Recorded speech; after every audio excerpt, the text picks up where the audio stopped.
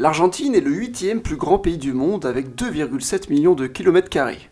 D'un point de vue économique, l'Argentine a connu de nombreux problèmes, mais dans cette vidéo, je vais surtout me centrer sur son problème territorial. Si on compare l'Argentine avec les autres grands pays de plus de 2 millions de kilomètres carrés, il y a une chose qui frappe, c'est que l'Argentine est un pays très centralisé. Buenos Aires, la capitale, comptabilise un tiers de la population du pays. Géographie physique. L'Argentine est un pays très varié en ce qui concerne sa géographie naturelle. Par exemple, on y trouve de grandes plaines ici. Ailleurs, on trouve des montagnes plus ou moins hautes. Et ici, on trouve des montagnes très hautes. On y trouve le sommet de l'Argentine, l'Aconcagua, 6962 mètres. C'est aussi le plus haut sommet de tout le continent américain. Et c'est aussi le plus haut sommet situé en dehors de cet ensemble de chaînes de montagnes asiatiques où on y trouve l'Himalaya, le Karakoram ou encore le Tian Shan. La grande variété, on la retrouve aussi au niveau des climats. Tout au nord, on a la région du Chaco qui s'apparente à de la savane. Au nord-est, on y trouve les chutes d'Iguazú. C'est un des ensembles de cascades parmi les plus grands au monde. Les chutes sont à cheval entre l'Argentine et le Brésil. Et tout autour, c'est la forêt subtropicale.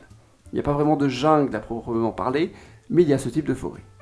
Plus au sud, on y trouve le célèbre climat de la Pampa. C'est un paysage typique de l'Argentine, à la fois de prairies, de savane, sec en hiver, humide en été. Et encore au sud, il y a la Patagonie, dont le nom est plutôt culturel.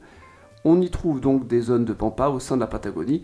On y trouve un climat froid, avec même des steppes sur la terre de feu, l'île tout au sud partagée avec son voisin le Chili. On y trouve aussi du paysage désertique vers le centre-nord, dans l'ouest, avec le désert du Monte par exemple. Bref, le pays est très varié et je compte pas les nombreux territoires revendiqués, car oui, l'Argentine revendique presque 1 million de kilomètres carrés, mais on va voir ça dans le chapitre suivant. Revendication. C'est bien une chose où l'Argentine est forte, c'est de revendiquer des territoires.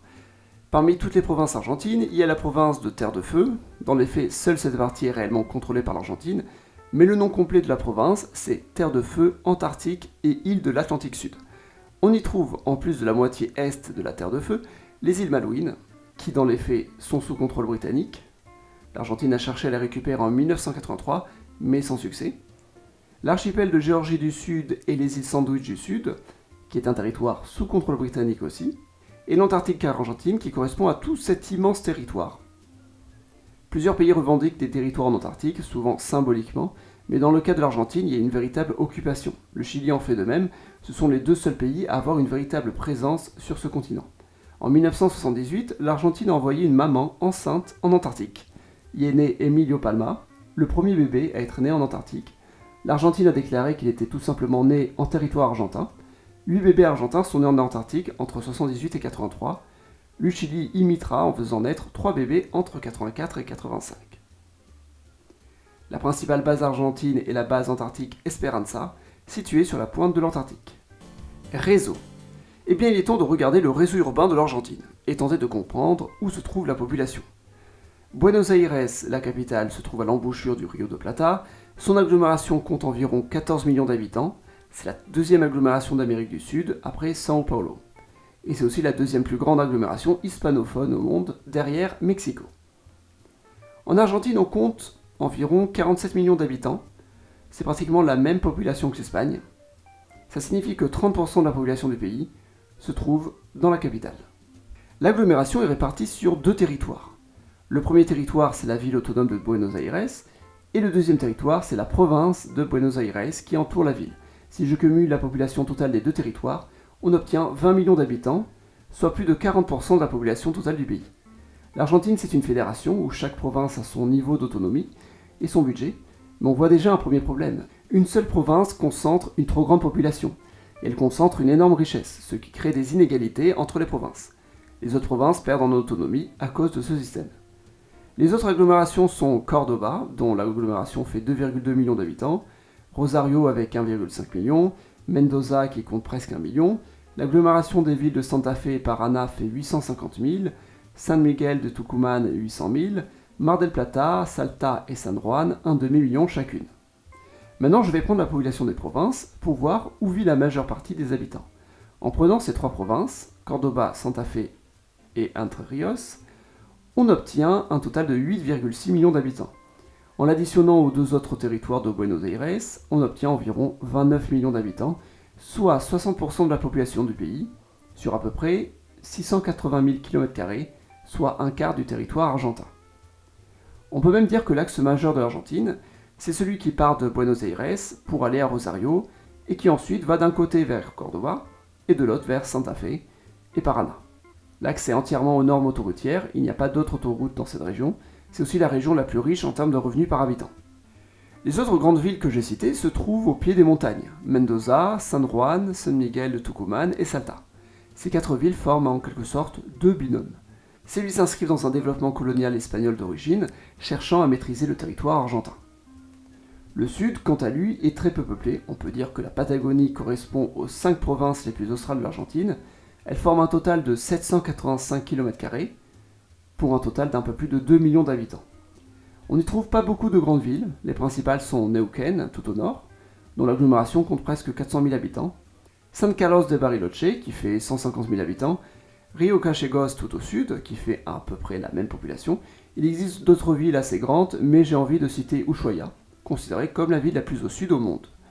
J'ai d'autres choses à dire sur le réseau, mais je vais en parler dans la partie sur l'économie. Économie.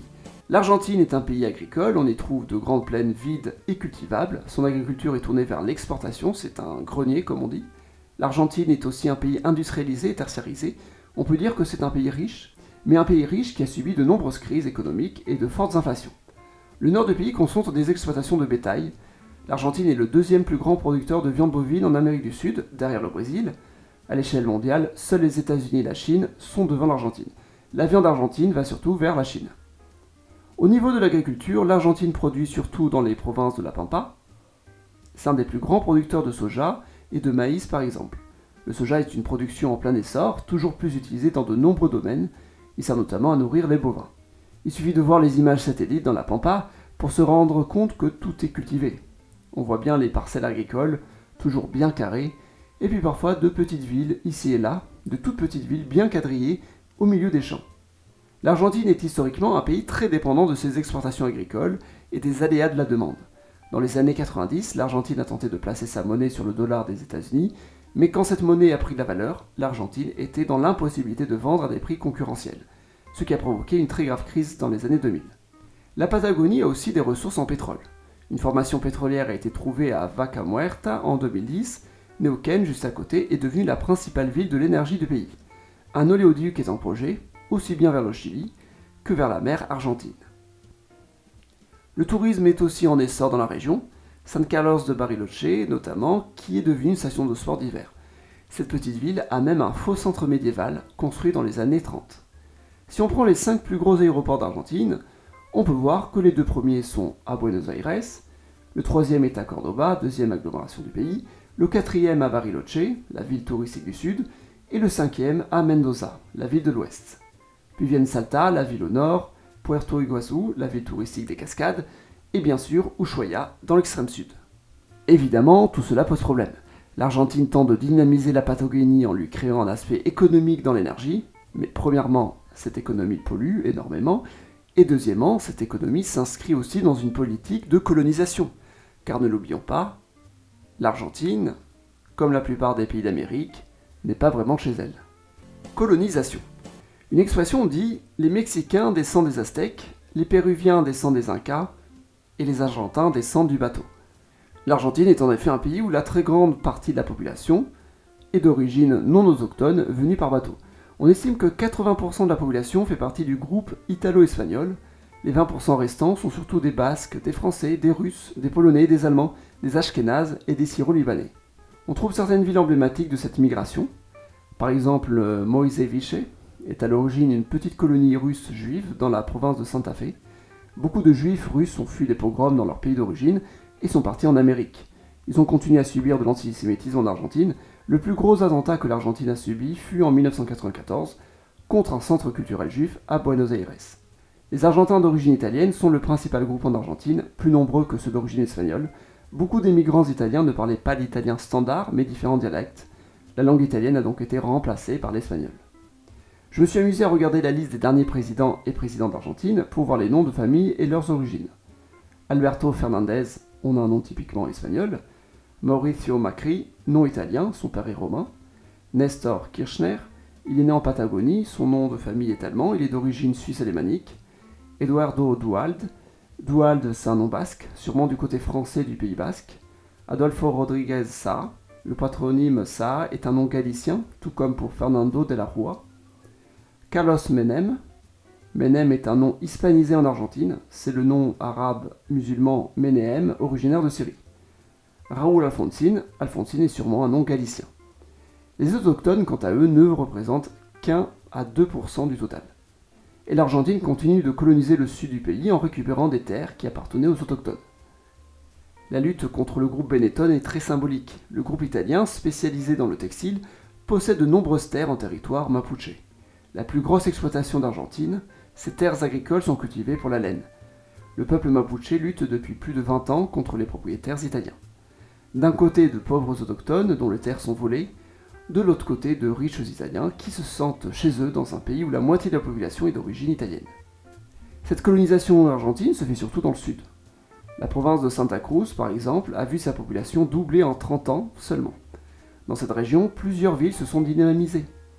Caleta Olivia, dont la population a explosé dans les années 2010, ville pétrolière et de pêche. Ou encore Pico Truncado, une autre ville pétrolière pas très loin. Regardez la région entre Pico Truncado et Caleta Olivia, et les effets de la recherche de pétrole. Regardez la petite ville de Las Heras, située un peu plus loin, dont la population a été multipliée par 3 en 20 ans. De l'autre côté, El Calafate, dont la population a été multipliée par 5 en 20 ans grâce à son aéroport construit dans les années 2000 et qui est un des plus importants d'Argentine aujourd'hui. C'est devenu une grande destination touristique, surtout pour y voir les grands glaciers sur le lac. Cette colonisation de peuplement du sud continue aussi ailleurs. Ushuaia ne comptait que 10 000 habitants en 1980, aujourd'hui il y en a 75 000. Rio Grande, qui compte aujourd'hui presque 100 000 habitants, a vu sa population être multipliée par 20 en 50 ans. Évidemment, c'est l'avion qui a permis cet essor, et même si l'Argentine dispose d'un des plus grands réseaux ferroviaires au monde, le train n'arrive pas jusqu'au sud. Conclusion. Aujourd'hui, l'Argentine est un pays toujours fragile économiquement, très centré sur Buenos Aires, qui empêche le pays de devenir une véritable fédération.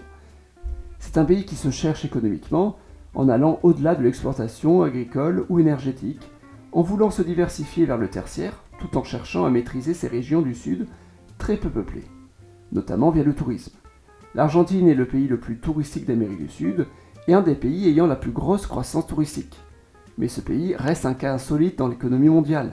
Pays très riche du début du XXe siècle, qui avait tout pour réussir, il est devenu un pays à la fois riche, mais sans cesse en crise. Merci d'avoir regardé cette vidéo jusqu'au bout.